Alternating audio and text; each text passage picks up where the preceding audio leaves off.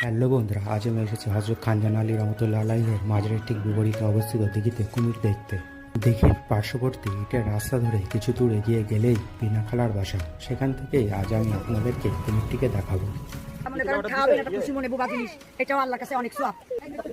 আমরা একটি দেশি মুরগি নিয়ে খালার বাসায় গেলে খালা সেই মুরগিটিকে কেটে একটি লাঠির সাহায্যে কুমিরটিকে খাওয়াতে চেষ্টা করে।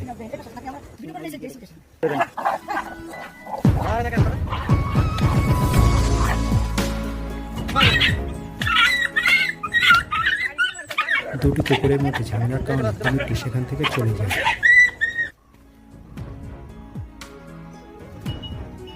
কিছুক্ষণ পর কুমিরটি ফিরে আসলে খালা মুরগির মাংসটি খাওয়াতে সফল হয়।